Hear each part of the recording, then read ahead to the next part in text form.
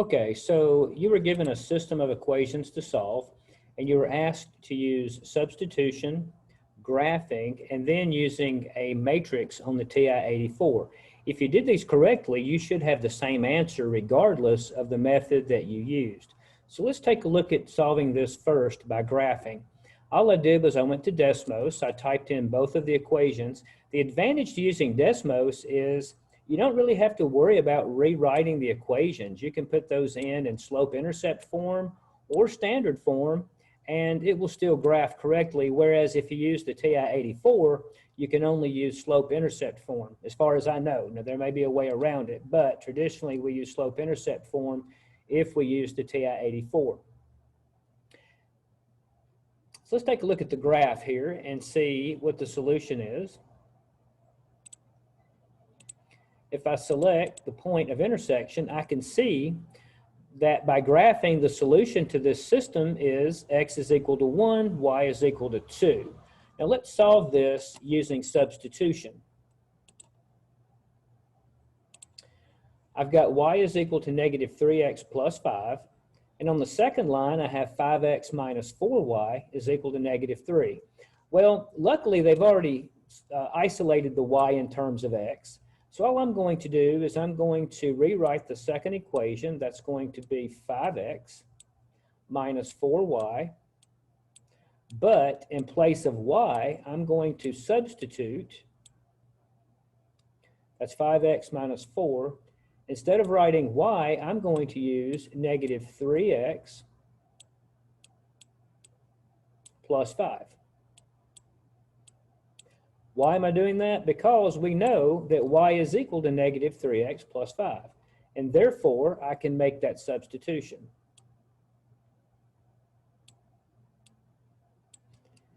And that still has to be equal to negative 3. So let's take a look at what I've done here. All I have done is I have rewritten this equation here, and I substituted negative 3x plus 5 in place of this y here. Now the rest of it is just algebra. So let's go back and finish this.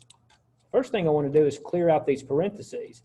So that's going to give me 5x minus, that's going to be negative 4 times negative 3x. That's going to be positive 12x.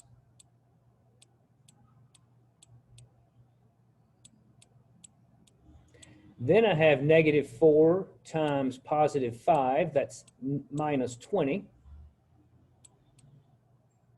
is equal to negative 3. And if I solve this, I can say 5x plus 12x is 17x.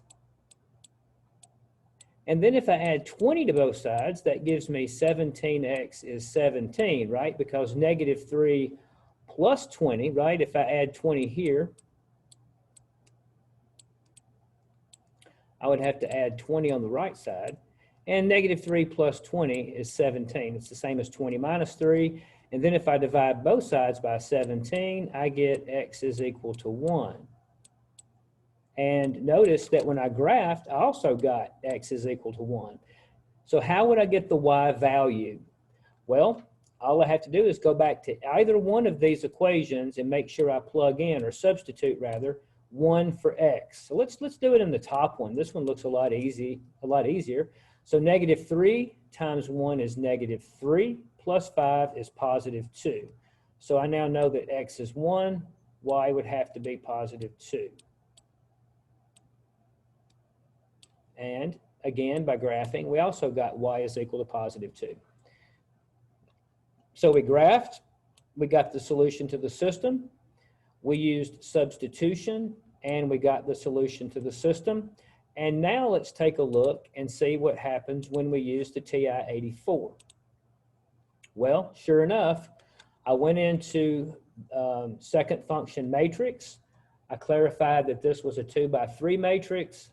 I edited, I put in my rows, I ran rref.